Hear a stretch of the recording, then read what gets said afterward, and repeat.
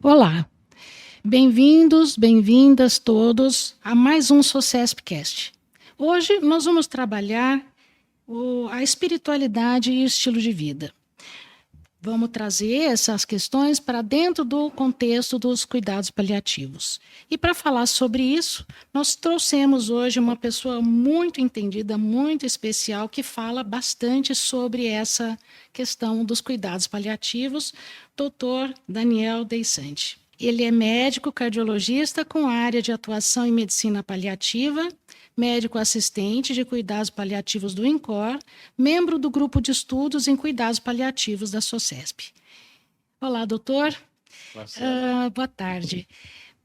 Bom, eu acho que para a gente começar a nossa conversa, nós temos um desafio muito importante, que é começar definindo, não de forma definitiva, mas de uma maneira para localizar em que contexto nós estamos falando, esse conceito de espiritualidade. Perfeito. É difícil a gente definir o conceito de espiritualidade, porque há várias definições, há vários entendimentos, que eu acho que é interessante, até para o público que não está tão acostumado com o tema, é que a espiritualidade tem que ser entendida como algo que é muito individual da pessoa, que transcende, eu gosto muito da palavra transcender, né, de passar por planos que não necessariamente estão ligados a uma crença, a uma religião, a um dogma, a um ritual, né? Aí é religiosidade que a gente vai definir depois, né? Mas ela pode estar dando sentido, pode estar explicando, pode estar ajudando a criar relações, norteando formas de viver. E essa espiritualidade ela pode ser encontrada em várias formas. Eu entendo a espiritualidade como, às vezes, sendo encontrada na outra pessoa, num familiar, num amigo, numa pessoa que representa bastante para você, num animal, na natureza, né? Tem pessoas que sentem coisas, por exemplo, quando estão na praia, no alto de uma montanha, falam assim, nossa, eu sinto uma coisa diferente, me arrepia, eu sinto uma sensação de leveza. O que é isso que explica? Né, essa relação com algo maior, algo não palpável, algo que é difícil de explicar, que a gente entende isso como espiritualidade e que pode fazer um sentido muito grande na vida dessa pessoa. Né? Tem a religião, que é uma forma contextualizada, que tem uma história de ser, que tem uma forma de se aplicar, uma forma de se cultuar, que, né, pode ser associada a um dogma, pode ser uma entidade, né, ao sagrado. Né? E cada pessoa pode exercer sua espiritualidade e ou religiosidade da forma que bem entender, e isso pode fazer muito bem na sua vida. Muito bem, muito bem. E a espiritualidade nesse contexto, ela ajuda muito no enfrentamento, né, das adversidades da vida. Porque agora, nós falando de cuidados paliativos, eu acho que traz a gente para um contexto de grandes desafios. Né? Então, nesse contexto, né, como é que a espiritualidade ela pode desempenhar um papel, seja importante ou de em segundo nível, né? Como que a gente maneja o sofrimento das pessoas, né? Ou é possível melhorar a qualidade de vida desses pacientes? Perfeito. Né, os cuidados paliativos, né, para quem não está familiarizado com o termo, é uma forma de atender, de cuidar, né, o nome é cuidados paliativos, então oferecer cuidados para pessoas que estão passando por sofrimentos em decorrência de alguma doença que ameaça a vida. Pode ser câncer, pode ser uma doença neurológica, né? Teve um AVC, uma doença de Alzheimer, demência, ou doenças do coração. Né? É muito indicado, os pacientes que têm doenças cardíacas, eles têm muitos sofrimentos. E o sofrimento não é só de ordem física, não é só a falta de ar, a dor, né, a náusea, vômito, a constipação, o inchaço das pernas. São sofrimentos que vão além do plano físico, aquilo que a gente consegue ver, medir, né? Tem a parte psicológica, tem todos os sofrimentos, né? As tristezas, né? A depressão, a ansiedade, as fobias. Tem os sofrimentos sociais, né? A pessoa no seu contexto cultural, familiar, no seu emprego, o que aquela pessoa passa, ela sofre ao ter que ser hospitalizada, passar por uma cirurgia, acabou ter um infarto, a vida não vai ser a mesma, não sei se eu vou conseguir trabalhar, não sei se eu vou conseguir viajar, não consigo mais fazer as coisas que me dão prazer. Toda essa questão social que leva ao sofrimento. E tem a parte espiritual, que não pode ser deixada de lado, porque ela é um dos pilares fundamentais, não só dos cuidados paliativos, né, que pensam no bem-estar físico, psíquico, social, espiritual, mas também faz parte do contexto de saúde. né? As pessoas acham que ter saúde é não ter doença. Está errado. Isso a Organização Mundial de Saúde fala. Ter saúde é você ter um bem-estar, que a pessoa sinta-se com bem-estar nos planos físico, psíquico, social e espiritual. Então, a espiritualidade, ela tem que ser contemplada, né? Não é uma opção, né? Eu acho que precisa, eu acho que não precisa. É um direito do paciente e é um dever do profissional de saúde reconhecer as necessidades, saber abordar e dar o suporte para esse paciente que pode ser que sofra e pode ser que sofra calado. Uhum. Porque não é cultural, não é parte da formação médica, né? E de muitas outras áreas, a técnica em abordar a espiritualidade. E a gente sabe por estudos o quanto isso é importante na vida dos pacientes e quanto isso ser tratado ao longo do processo de evolução de doença, um dos momentos mais críticos, a hora que ele vai passar por uma cirurgia, a hora que ele está com a doença descompensada, ele ter essa parte espiritual bem avaliada, validada pelo profissional, para que ele entenda que aquele médico, enfermeiro, psicólogo, todo aquele profissional que está prestando os cuidados, não enxerga como o paciente do leito X com doença do coração, o paciente AVCzado do leito Y, né? O paciente diabético, o paciente... Não, ele é o fulano, né? O seu Luiz, a dona Maria, que tem uma história de vida, né? Que é casado, tem filhos, tal escolaridade, tem tal crença, pode ser religião ou não, e ele quer ser cuidado assim, ele tem essas expectativas, esses valores de vida, e essas coisas são extremamente fundamentais e importantes para serem contempladas num plano de cuidados. Tanto para o paciente estar numa fase mais avançada, até mesmo na sua fase terminal, chegando no seu final de vida, né? Quanto que aquele paciente não, que tenha anos de vida e possa estar em intenso sofrimento pela sua condição de saúde. Né? A gente tem hoje em dia pacientes com câncer de mama, né, que vivem 10, 20 anos, porque hoje os tratamentos são tão bons. Pacientes com HIV, né? Pacientes que vivem décadas com isso e tem um grande sofrimento que vai além do plano físico e tem que ser abordado. Né? Sim. Então, a espiritualidade ela tem que ser entendida dentro dos cuidados prestados de saúde como algo amplo e integral do processo de saúde. Sim, perfeito. Inclusive, porque falar de cuidados paliativos traz a gente a falar sobre terminalidade, né? E terminalidade, ela remete a um sentimento muito básico do homem, que é o medo. É o medo do desconhecido, o medo do que vai acontecer. Então, mesmo que não seja terminal, a pessoa muitas vezes sente como se fosse, bom, eu vou fazer uma cirurgia do meu coração, eu posso morrer. Né? Então, eu acho que falar sobre espiritualidade traz muita luz sobre essa questão.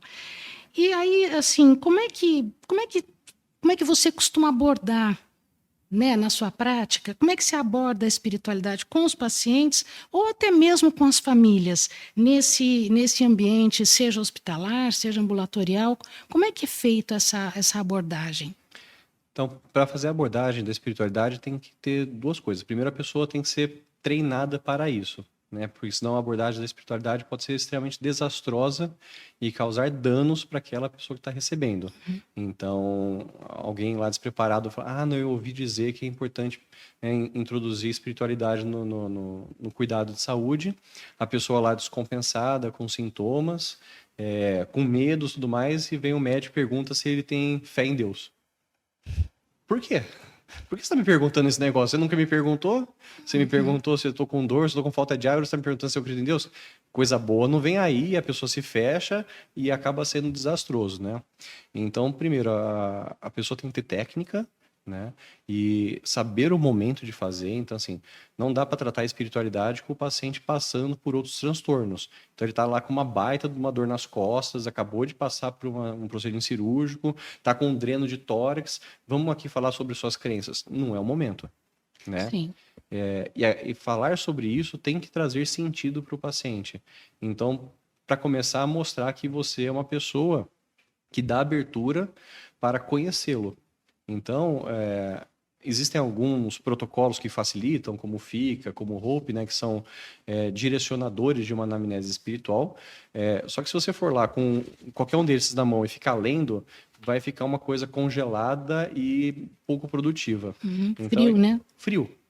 que é tudo que o momento pede que não seja. Ao contrário. Você precisa ter realmente um envolvimento. Então, não é na primeira conversa que você vai ter esse tipo de discussão, né? Você vai mostrar que você é uma pessoa preocupada com a pessoa que está na sua frente, não só com a doença, para ele ver que você tem um olhar que transcende ali a questão da doença em si. Você quer saber sobre a história de família dele, o que ele pensa e tudo mais, e aí você vai entrar na questão da espiritualidade. Para mim é importante perguntar se a pessoa tem algumas crenças, como é que ele pratica isso, mostrar que coisas podem ser importantes na vida dele. E isso faz sentido para mim como profissional de saúde, né? Para não parecer só um interrogatório. Né? Você pode, por exemplo, fazer uma pergunta do tipo assim: você gostaria de falar sobre esse assunto? A gente pode falar sobre isso. Sim. Né? É uma abordagem sutil, delicada e não invasiva. Né?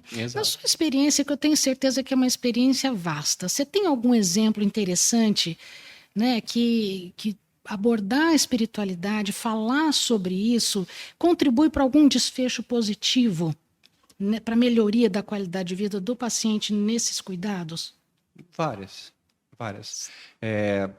Temos casos de pacientes que têm no entendimento da doença algo como uma punição divina, muito porque das doenças cardíacas, a gente lida com paciente coronariano, paciente com ciência cardíaca, e muitas dessas doenças são decorrentes de hábitos de vida inadequados, né? Diabetes, por conta de uma má alimentação, obesidade, tabagismo, e vem a sensação de culpa.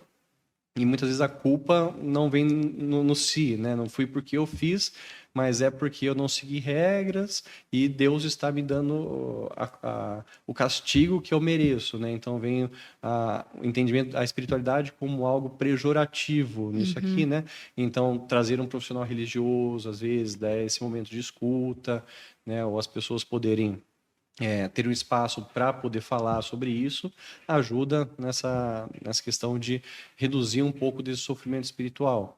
Uma coisa que é muito frequente no nosso meio da cardio são pacientes que precisam passar por uma cirurgia cardíaca e são, por exemplo, testemunha de Jeová, que não aceitam, lógico, cada pessoa da testemunha de Jeová tem seu entendimento, a gente sabe que não é uma coisa congelada, então a gente tem que sempre individualizar, mas a questão da transfusão é central no processo de cirurgia e na questão da religiosidade. Então, o paciente com ciência cardíaca terminal que tem indicação de transplante não vai para transplante porque não aceita transfusão. E aí? Como é que são os valores? Como é que fica? Eu vou me sentir culpado de ir? Eu vou estar negando minha fé? Como é que eu vou ser visto no meu meio, né, social?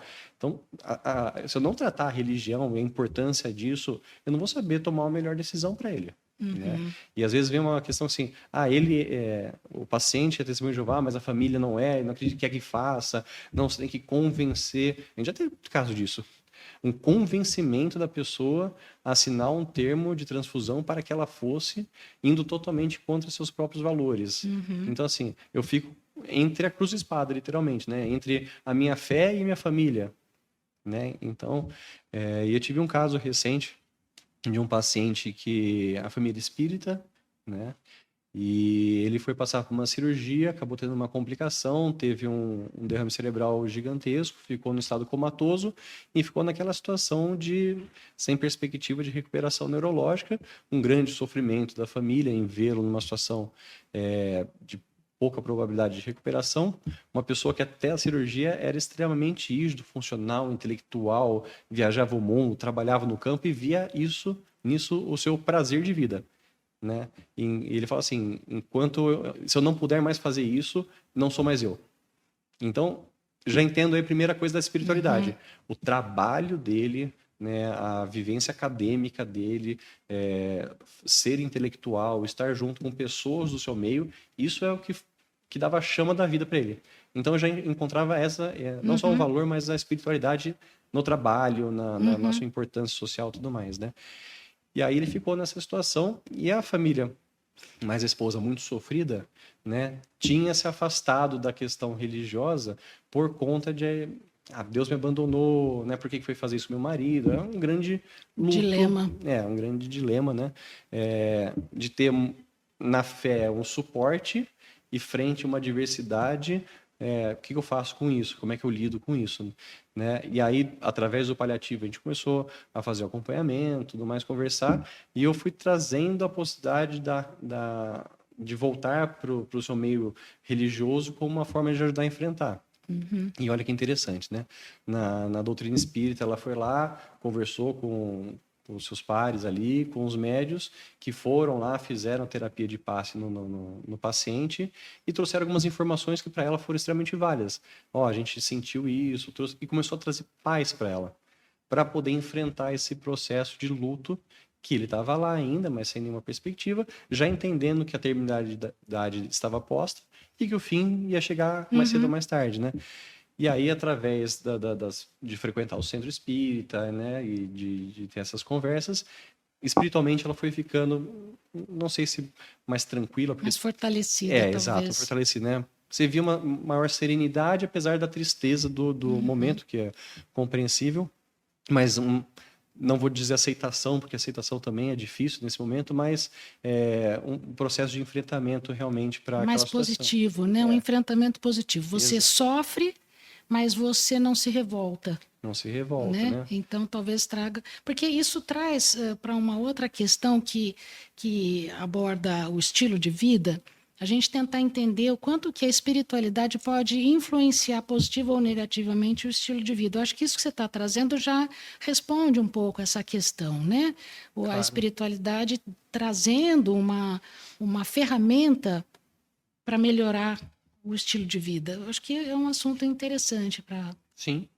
Como você enxerga as coisas, né? A gente fala muito de ter um estilo de vida saudável, né? Então, por exemplo, tem crenças que falam assim, você tem que cuidar bem do seu corpo, né? Seu corpo foi um presente divino.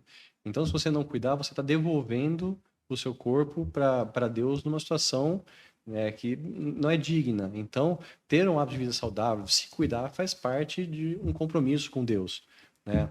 Você tem que passar por uma tarefa que às vezes é dolorosa, se você vê um significado nisso, te ajuda no enfrentamento das adversidades. Passar uma cirurgia cardíaca. A gente vê claramente pacientes que vão para uma cirurgia despreparados e preparados emocionalmente. Aquelas pessoas que entram derrotadas, aquelas pessoas que entram sem preparo psicológico para passar por aquilo e fazem uma depressão no pós-operatório, não querem se reabilitar, não querem se alimentar direito, ficam acamados. É uma internação prolongada, complicações, não volta a ser uma pessoa funcional depois. Né? Muda drasticamente. Agora, a pessoa que vai entender a cirurgia como um desafio, alguma coisa que ela pode melhorar e corrigir, e uma nova oportunidade, dá todo um significado e um fortalecimento para passar pela aprovação. É interessante como que o mental, espiritual, psicológico tem uma incidência direta no corpo físico, né? É muito interessante observar isso daí, né? E tem uma coisa, desculpe interromper. Sim, sim. Eu gosto bastante dessas questões não farmacológicas para lidar com doenças cardíacas, e eles falam muito das terapias corpo-mente. Então, algumas até já com estudos científicos mostrando que há impactos no corpo. Frequência cardíaca, débito cardíaco, vasodilatação, produção de substâncias estimuladoras de óxido nítrico que fazem a vasodilatação, redução do estresse oxidativo. Então, por exemplo, yoga, reflexologia, meditação, tai chi, né? Então são todas terapias que, em tratando a mente, ajudam no corpo. E faz muito sentido quando a gente entende como é que o coração funciona, que todo o sistema cardiovascular ele é ligado por hormônios e neurotransmissores. Ou seja, quem que estimula neurotransmissores? O cérebro. Então, a adrenalina e todas as outras catecolaminas, todos os outros hormônios são do sistema neuroendócrino. Então, se você tiver um bom controle mental, você tem uma tendência a uma autorregulação cardiovascular. E tanto que existe uma doença que chama Broken Heart Syndrome, que é a doença de Takotsubo, que é uma insuficiência cardíaca aguda, geralmente pós um estresse psicológico, né? O paciente faz como se ele fosse um infarto e a hora que faz o cateterismo vê que não tem infarto nenhum, as coronárias são todas limpas, mas o paciente está lá com uma baita de disfunção cardíaca, provavelmente secundária a um boom de neurotransmissores que afetou o coração e o coração ficou lá todo atordoado e faz um choque cardiogênico. Porque isso remete à próxima questão.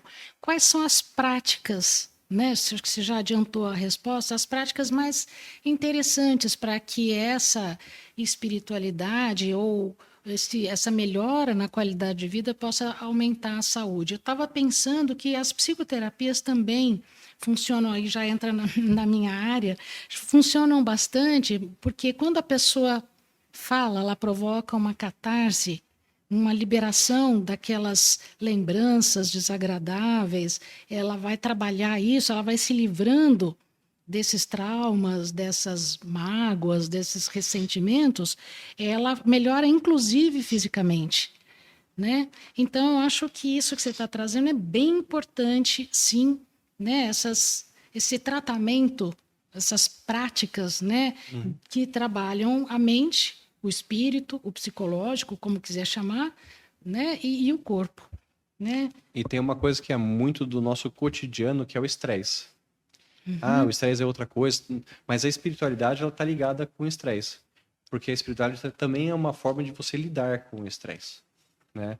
Então, assim, você ter uma prática religiosa, por exemplo, ou você ter um momento de descontração, de liberação, vinculado com a sua crença, com aquela coisa que faz sentido, né?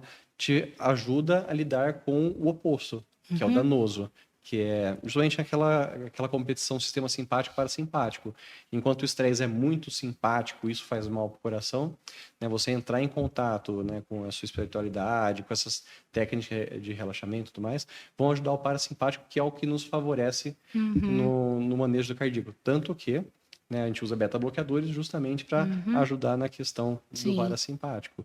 Então, essas práticas são extremamente válidas na proteção cardiovascular. E isso é importante e se aplica a todos os profissionais que atuam na área da saúde, né? Claro que os médicos, por excelência, mas todo o corpo multidisciplinar, né, também deveria prestar mais atenção a esse tipo de escuta, de atenção na questão da espiritualidade, né? Agora, fica muito que parece que a parte psicológica fica em cargo do psicólogo, então, né? O médico está lá para diagnosticar e tratar, basicamente dar remédio, indicar cirurgia, procedimento. Mas qualquer não profissional, só, exato. exatamente. Todo mundo. E hoje, cada vez mais, a gente tem profissionais se especializando na parte técnica, né, com aparelhos e tudo mais. E hoje a parte da tecnologia, inteligência artificial está seduzindo e esquecendo o básico da medicina, que é saber enxergar aquela pessoa na sua frente. Não saber conversar com uma pessoa, não saber examinar uma pessoa, né? Não existe mais estetoscópio, agora existe ecocardiograma.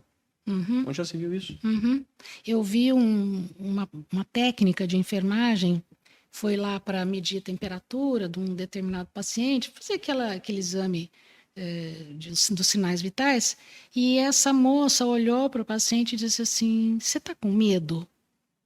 Pronto.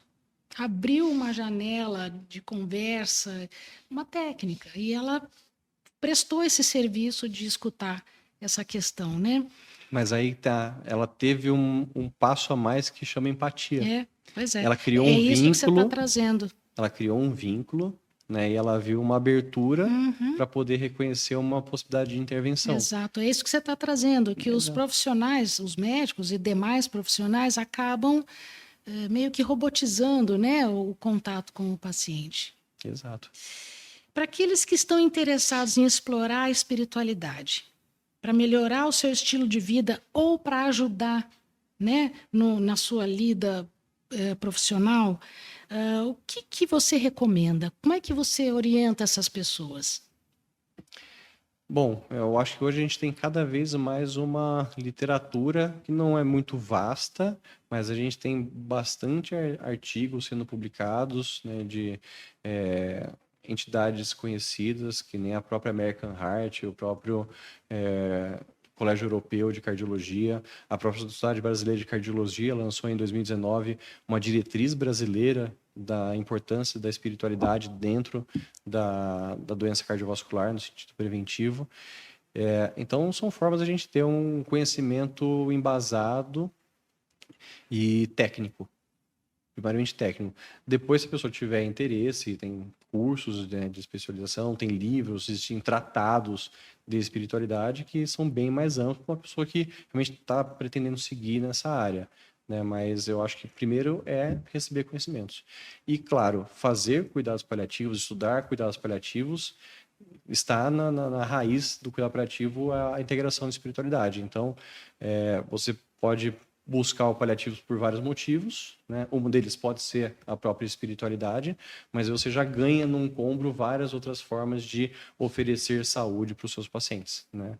E lembrando que cuidado paliativo não é para quem está morrendo, né? Isso é muito importante. Tem muito aquela coisa que só chama o paliativo, só pensa em cuidar paliativo quando o paciente está nas suas últimas horas de vida, últimos dias de vida, não tem mais nada para fazer e empurra para o especialista paliativo. Não, nós não queremos que aconteça isso, a gente quer fazer muito mais para o paciente e muito antes. Então, quanto mais precoce o cuidado paliativo é introduzido na vida do paciente, eu digo assim, anos antes do seu falecimento, né, que é o que a gente vem tentando fazer no HC, né, chegar muito mais cedo nessa história de doença, a gente poder modificar essa experiência de doença, não só para o paciente, como para a família. Porque o paliativo não é só paciente, é paciente, família, cuidadores, todo o seu meio em volta, todos aqueles que podem estar sofrendo pela sua doença. Então, é muito importante que a gente entenda qual que é o papel do cuidado paliativo. Não é para quem está morrendo. Nesse, geralmente, a gente não consegue fazer muita coisa, né? Porque a gente chega tarde e muitas oportunidades já foram perdidas. Sim, perfeito. Olha, é uma conversa que a gente ficaria horas, né? Tem muitas questões, muitas perguntas. Eu tenho certeza que você que está ouvindo aí, a gente está com a cabeça cheia de questões e alguns esclarecimentos muito importantes. Doutor Daniel, o senhor gostaria de deixar uma mensagem, falar alguma coisa para quem está acompanhando a gente hoje? Nossa, várias mensagens. Mas eu acho que o mais importante é a gente lembrar quando está cuidando de outra pessoa, atendendo uma pessoa, seja no consultório, seja num leito de hospital, TI, pronto-socorro, que aquela pessoa ela é muito mais do que um sintoma, uma dor no peito, uma falta de ar, muito mais do que um diagnóstico, do que uma alteração de exame, né? um supra de ST. Ela é uma pessoa que ela tem uma história de vida, ela já viveu bastante tempo, ou às vezes menos tempo. A gente pode ter pacientes aí pediátricos, até mesmo aqueles que nem nasceram ainda, que precisam dos nossos cuidados, mas ele tem uma história de vida, ele tem valores, ele tem crenças, ele tem medos, ele tem expectativas, ele tem sonhos. Alguns podem ser que são possíveis, outros que não, mas essas coisas são muito importantes. E a hora que a gente vai tomar uma decisão de uma terapêutica, e aí podem ser terapêuticas curativas, o que muitas vezes na medicina a gente não tem, porque na grande maior parte dos casos a gente controla a doença, a gente remedia, mas a cura ela acaba sendo rara, principalmente nas doenças cardiovasculares. A gente tem que pensar que esses tratamentos eles têm que ser direcionados para o melhor interesse do paciente. E não dá para saber o melhor interesse do paciente sem saber valores. E aí as decisões elas podem ser mal direcionadas, mal tomadas, se não tiver um envolvimento adequado com esse paciente. Então, saber bem a sua biografia e aí introduzir as questões de valores, espiritualidade, tudo que envolve o ser, aquela pessoa, é muito importante. O próprio Jung fala, saiba das melhores técnicas, domine as melhores habilidades, mas quando for cuidar de uma alma, seja uma outra alma. Então, essa frase eu acho que define tudo da gente tirar cada vez mais a técnica, né? Não tirar no sentido de não usar, mas saber usar em conjunto com a nossa essência humana. A tecnologia, elas vêm para nos ajudar e não para ser nosso alicerce. Então, a gente tem que usufruir, um relógio que diagnostica arritmia, excelente, tá? Mas o que você vai fazer com isso? Saiba a pessoa que está usando o relógio que tem aquela tecnologia. Perfeito. Excelente. Muito bem. Eu estava aqui pensando que falar sobre espiritualidade parece alguma coisa nova, parece um vento novo que está surgindo dentro da área da saúde, mas espiritualidade é tão antiga quanto a história do homem. Desde que o homem pisou sobre esse planeta, é definido como ser humano, ele trabalha com a espiritualidade, ele entende a vida, os fenômenos da natureza, a relação com o outro, através da espiritualidade. Então, parece que estamos, na verdade, retomando algo que é da essência do homem, né, e trazendo para a área da saúde. É essencial, exatamente o que o doutor Daniel está trazendo, que é colocar a técnica no lugar de técnica e não substituindo o cuidado com os pacientes. Exato. Né? E eu até complemento que as pessoas falam assim, tem uma nova especialidade que chama cuidados paliativos, né? Agora tem uma modinha que chama os cuidados paliativos. Bom, o formato de cuidados paliativos que a gente tem hoje, né, que é o movimento hospice moderno, começou na década de 60, né? Então estamos indo aí para quase 70 anos, né, da existência do movimento hospice, e então não é tão novo. Os primeiros relatos de cuidados paliativos vêm do Egito Antigo, então que não é nada novo. E o cuidado paliativo é a arte de cuidar. É o ato de você encontrar o sofrimento do outro, ter a empatia de reconhecer o sofrimento do outro e, de alguma forma, oferecer seus conhecimentos, oferecer seu toque para amenizar seu sofrimento, amenizar sua dor. Que é a essência do ato de cuidar, que é do médico, que é do enfermeiro, que é do psicólogo, que é do fisioterapeuta, que é de todos. Então, não deveria existir uma especialidade de cuidados paliativos para que as pessoas fossem lá cuidar de outros. Cuidar paliativo devia ser a base fundamental de toda e qualquer área da saúde. Perfeito. Então, assim, precisamos retornar às nossas definições, às nossas essências. Excelente. Nós temos que ter o ato de cuidar e cuidar do entendimento do ser humano como um ser complexo, global, né, multifacetado, que esse atendimento tem que ser holístico. Perfeito. Não adianta eu prescrever um remédio para o colesterol sem entender aquela pessoa. Muito bom, muito bom. Muito obrigada, Dr. Daniel Deissante, por compartilhar suas perspectivas e conhecimento hoje. Foi uma conversa muito esclarecedora, muito rica, e eu tenho certeza que vai ajudar muitas pessoas. Nós encerramos aqui, então, nosso episódio sobre espiritualidade e estilo de vida. Agradecemos a todos pela audiência e esperamos que a discussão de hoje tenha sido inspiradora, informativa, e eu tenho certeza que foi. Até a próxima. Até mais, tchau, tchau.